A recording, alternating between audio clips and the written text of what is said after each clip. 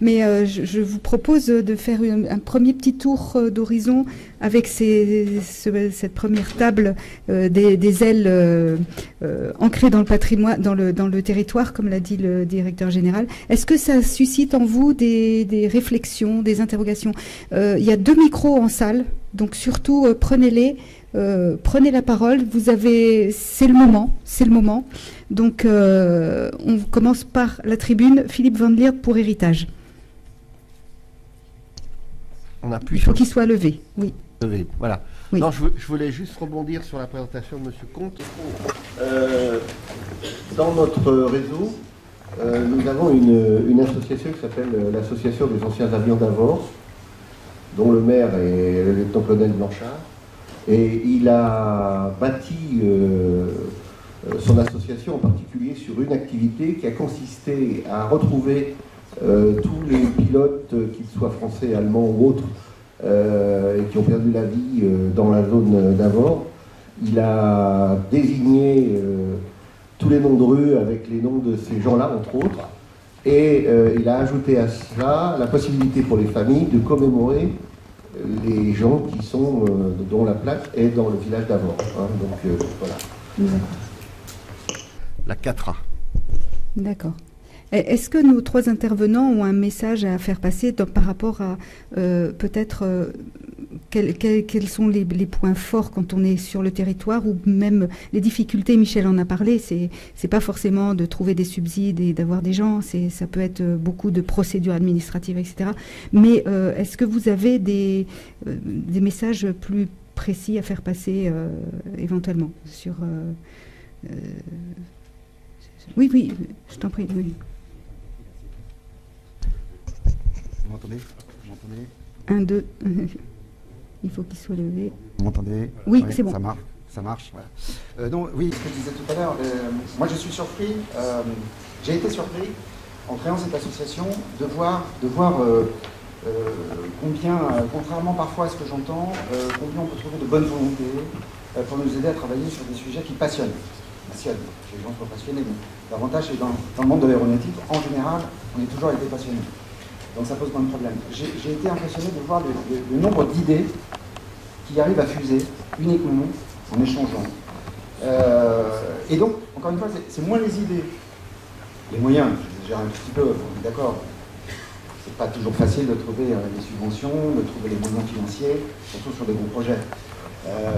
Mais on arrive à trouver. Parce que ça encore, les entreprises ont été un petit peu là, ont été des périodes un peu compliquées, donc c'est difficile de revenir auprès d'elles pour leur demander des sous, mais on arrive à trouver. Ce qui est intéressant de voir, c'est des idées qui émergent et qui nous permettent de se dire on a des choses à faire. Enfin, je veux dire, on a des choses à faire. Et notre responsabilité est là, c'est d'arriver à relayer ces bonnes idées qui existent de partout et d'arriver à les transformer et en faire quelque chose de concret et de réel. Et donc là, nous avons plein de choses qui sont extraordinaires, je suis sûr qu'on va en entendre encore plein. Nous avons plein de choses à réaliser dans ce domaine-là, donc il ne faut pas lâcher l'affaire, comme je dis. C'est pas facile, c'est souvent des problèmes administratifs, je confirme à nouveau.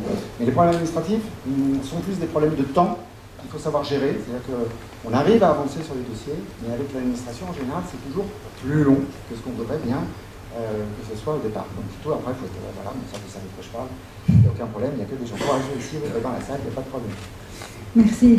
Merci beaucoup Michel. Donc d'où l'idée d'une structuration, on rebondit sur cette idée-là et je pense que vous aurez aussi des choses à dire de ce côté-là. Est-ce que quelqu'un veut prendre la parole ou est-ce qu'on passe à la... Oui, de Général Alban, merci de votre venue dans notre auditoire. Et merci de vous présenter quand vous prenez la parole, parce que c'est enregistré. Merci. Et bonjour à toutes et à tous. Donc, je suis Marc Alban, j'ai été directeur du musée de l'air et de l'espace pendant 4 merveilleuses années. Je voudrais faire 2 petits commentaires très courts. Le premier, j'ai essayé, lorsque j'étais directeur justement, de créer, alors je ne sais pas comment on peut l'appeler, une espèce de sur-association qui réunisse toutes les associations qui sont consacrées au patrimoine. Je veux dire, nous représentons, vous représentez une masse. Quand je vois le nombre d'associations en France qui s'occupent de conservation du patrimoine, on représente vraiment une force considérable. Ça, c'est la première chose. Je voudrais également rappeler qu'il y a au musée de l'Air un savoir-faire, c'est une évidence ce que je vais dire, mais un savoir-faire en matière de restauration. N'hésitez pas à faire appel à eux, ça fait gagner beaucoup de temps. Merci beaucoup, Général. Donc, pas de regret. Si, Peter Gould. Non, pas Peter Gould, Philippe Boulet. Je suis désolée. Bonjour, Philippe Boulet, UFH. Je me posais la question à vous entendre, messieurs. Y a-t-il des différences dans la vie quotidienne des associations et dans les facilités ou difficultés que vous ressentez à l'ancrage, par rapport à l'ancrage que vous avez? Je veux dire que, Michel Comte, vous êtes sur une commune qui, sans être petite, elle est quand même relativement concentrée. Par ailleurs, les précédents interlocuteurs, eux, sont plus sur une région. Est-ce qu'il y a de grosses différences que constatent les responsables d'associations dans les relations qu'ils ont avec les collectivités territoriales et les gens qui sont autour d'eux à cet égard? Ben écoutez, par rapport aux relations, je pense que c'est un petit peu quand vous êtes dans une démarche commerciale, avant d'aller demander quelque chose, il faut aller rencontrer les gens, il faut faire du réseau, il faut se présenter, il faut montrer de quoi ce qu'on a fait. Enfin, quand c'est petit comme nous, c'est pas simple. Quand on voit nos amis d'Angers, tout est fâcheux, mais c'est pas grave. Mais ils ont une notoriété, ils ont un savoir-faire, ils sont connus, reconnus, donc c'est certainement plus simple. Mais il est vrai qu'il faut... il faut se rendre disponible. Quand moi je suis président d'association, il y a des dimanches, quelquefois, on voudrait rester au lit, mais il y a une cérémonie par-ci, il y a un événement par-là, et puis on s'y rend. On discute, on serre des mains.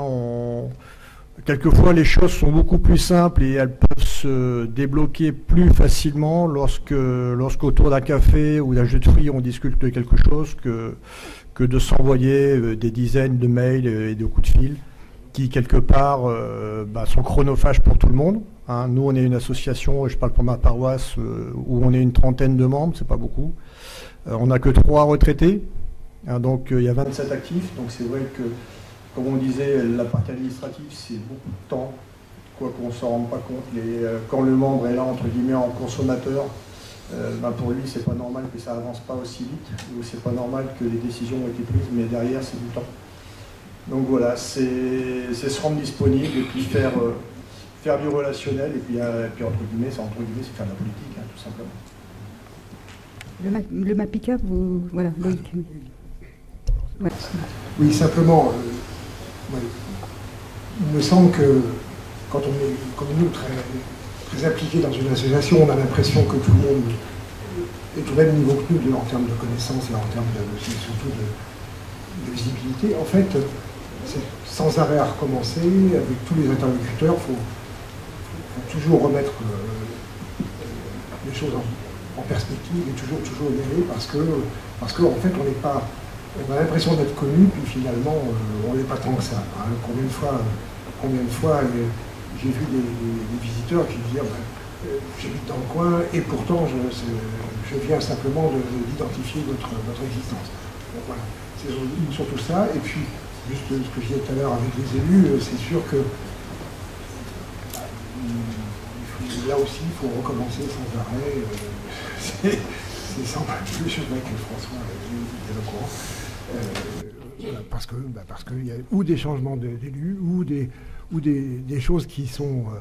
il y a souvent des compétitions aussi entre les projets. Donc, il y a toujours quelqu'un de mieux placé qui fait passer son dossier avant l'autre, etc., etc. Donc voilà. Donc faut sans arrêt être dessus et ne pas renoncer, surtout pas renoncer parce que c'est l'avenir de nos associations, bien sûr. Merci beaucoup. Daniel Flao, ancien aérodrome. Oui, pour M. Blangy, quelque chose qui m'a étonné, c'est quand vous avez dit et indiqué que le lycée avec lequel vous êtes en rapport se trouve à Redon, dont je suis originaire, et qu'il est dans le 56, alors là, je me demande à quel endroit il se trouve, puisque Redon est dans le 35. C'est écrit soit 56 là-haut. Alors le Morbihan est pas loin, la Loire-Atlantique non plus, mais c'est dans l'île-et-Vilaine. Merci Daniel. Je voudrais compléter aussi, puisque... Il y a des pièges pour savoir si vous suivez, c'est pour ça.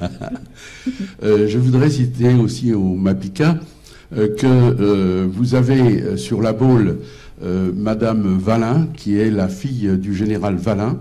Et je cite ici, puisque je voudrais qu'on mette en valeur ce livre qui est en cours et qui devrait sortir cette année, pour la première fois, quelque chose va enfin paraître sur le général Valin, qui est l'ancien général qui a organisé l'armée de l'air avec le général de Gaulle en Angleterre, et donc quelque chose qui est particulièrement important à mettre en valeur.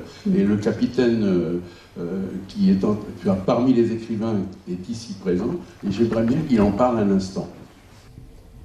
Merci, je vais essayer de prendre contact, effectivement. Oui, elle est tout près de la plage à la Baule. D'accord. Merci.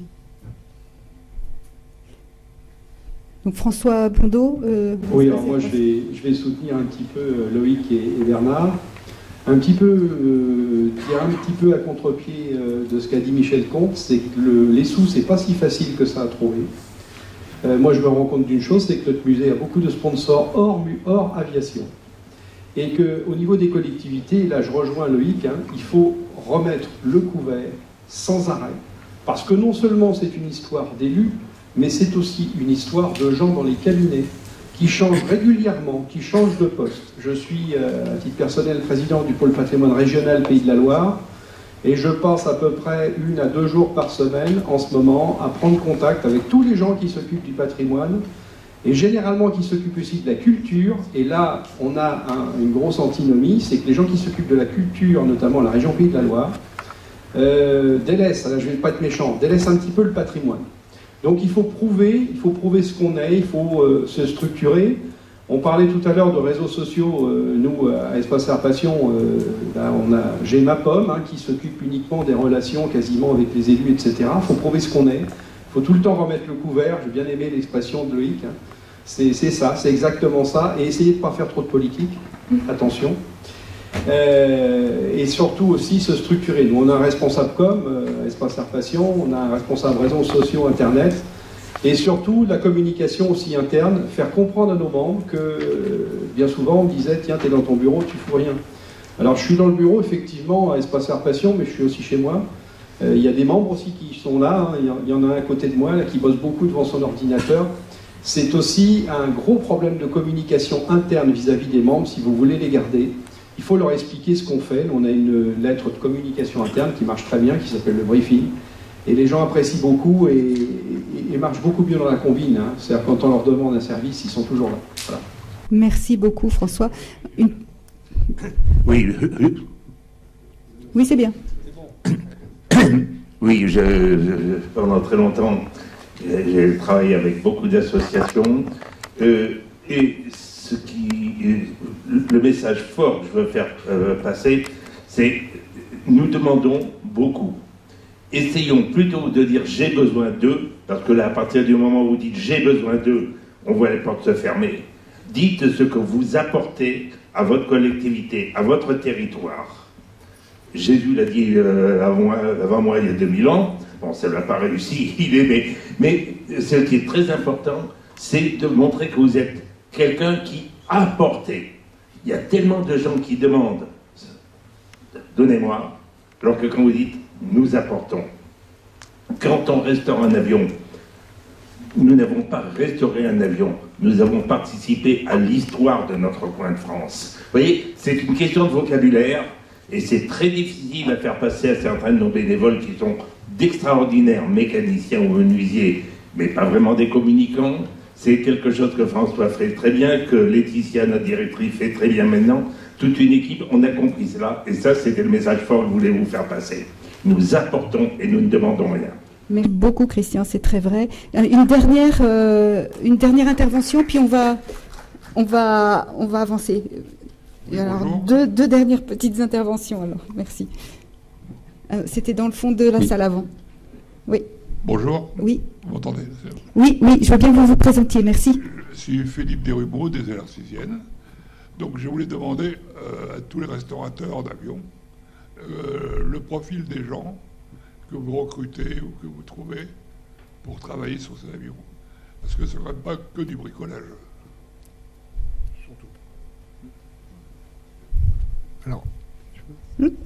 Alors c'est surtout pas du bricolage parce que nous on restaure des avions pour les remettre en l'air, hein, donc en principe un certain nombre d'entre nous seront dedans, on préfère se reposer avec l'intégrité physique qui va bien. On recrute à la fois des gens qui ont des compétences. Je dis tout à l'heure un peu rapidement à la fin, c'est vrai qu'on vient d'avoir 5 personnes qui viennent d'arriver, dont 4 étaient véritablement des professionnels, soit de chez Airbus, soit de sociétés qui sont directement associées à Airbus. Ça c'est quand même intéressant. Mais d'un autre côté, on a eu aussi toute une époque où, en travaillant sur le bois et la toile, le bois par exemple, on avait un menuisier, voire 2 menuisiers professionnels, mais qui aidaient à ce que des gens non professionnels deviennent des sachants à peu près, quoi. Enfin, du moins travailler sous le contrôle de professionnels et par conséquent pouvaient faire progresser. Et puis on a aussi besoin de gens qui sachent manier un balai, hein, on a besoin de nettoyer aussi les hangars, donc ça c'est souvent... il n'y a pas besoin d'une compétence extraordinaire, il faut simplement un peu de bonne volonté. Donc on recrute un peu toutes sortes de choses, mais j'avais conscience, mais j'en prends encore plus conscience après l'intervention de Christian, qu'on a aussi besoin de communication et de se faire connaître. Ce que j'ai dit tout à l'heure, c'est vrai. On a l'impression d'être connu parce qu'on est dans un petit microcosme. C'est vrai que tous ceux qui viennent chez nous tous les jours, ou presque tous les jours, savent bien de quoi ils parlent. C'est pas vrai pour les autres personnes, quelle qu'elle soit leur qualité. Il faut donc faire beaucoup de communication. Alors, c'est vrai qu'il faut... moi, le MAPICA, on est 40 hein, à peu près, dont une quinzaine qui travaillent régulièrement, à peine plus de 15. Donc, vous voyez, il faut vraiment des gens multitâches aussi, quelque part. On ne peut pas se contenter d'être simplement balayeur, il faut aussi faire autre chose, quoi. Voilà. Merci beaucoup. 2 courtes interventions, s'il vous plaît, pour qu'on avance. Oui. Non, c'est bien. Oui. Je voulais juste prolonger, compléter Philippe Renaud, oui. Association Aérodoc et musée du radar d'Ouvre-la-Délivrante Calvados. Je voulais compléter le propos de François Blourneau et Christian Ravel en m'adressant surtout aux responsables de musées, quand bien même ils sont soutenus ou portés par les associations que beaucoup d'entre vous représentez ici. Le musée, c'est du patrimoine, c'est de l'histoire, c'est une implication territoriale, mais de la perception de nombreux élus, c'est aussi du tourisme. Et le tourisme est une compétence des intercommunalités. Et donc, je livre juste cette information. On a tendance à avoir le soutien des maires, qui sont les intéressés de première ligne. On va s'adresser à la région, on va s'adresser au département. N'oublions pas que le nerf de la guerre et le porteur du projet, c'est l'intercom. Et donc, que chacun, dans sa région, voit à qui il doit correctement s'adresser. Merci pour ce focus. Paul ? Oui, alors bonjour à tous, Paul Dame, région Île-de-France. Donc 3 remarques peut-être pour réagir du point de vue des collectivités territoriales. La première, alors ça va vous sembler un peu paradoxal de dire ça ici aujourd'hui, mais il ne faut pas oublier que l'aviation n'a que 100 ans. Et je pense que la lenteur de réaction des élus, elle s'explique aussi par rapport à cette question-là, c'est-à-dire que l'aviation n'est pas encore aujourd'hui vue réellement comme du patrimoine. Les choses prennent du temps, ça a été dit. N'oubliez jamais que les gares parisiennes ont mis une centaine d'années à être classées. Donc l'idée d'associer aviation et patrimoine n'est pas forcément évidente, même si je prêche devant des convaincus. Donc ça, c'est la première remarque. La deuxième, c'est que, pareil, n'oubliez pas le contexte très compliqué aujourd'hui qui entoure tout ce qui est lié aux questions aéronautiques. L'aviation bashing, je développerai pas, mais donc ce qui explique aussi par beaucoup d'aspects la frilosité des élus à s'afficher sous un avion. c'est pas forcément bien vu malheureusement. Donc voilà. Et donc le troisième point, c'est alors peut-être en Pays de la Loire, il n'y a pas de personnes identifiées au sein de la région pour traiter des questions de patrimoine aéronautique. En tout cas, en Île-de-France, maintenant, il y a moi. Voilà. Donc c'était aussi pour vous faire passer ce message. C'est-à-dire que lentement, mais sûrement, on arrive au sein d'administration, voilà, à faire mûrir certaines idées, et notamment celle du patrimoine aéronautique. Voilà. Alors c'est le temps. Ça prend beaucoup de temps, et oui, l'administration, c'est un peu le temps des cathédrales, mais je perds pas l'espoir d'arriver à voilà, faire naître quelque chose d'assez dynamique. Voilà, c'était la petite remarque que je voulais faire passer. Merci beaucoup pour ce relais institutionnel, hein, fondamental.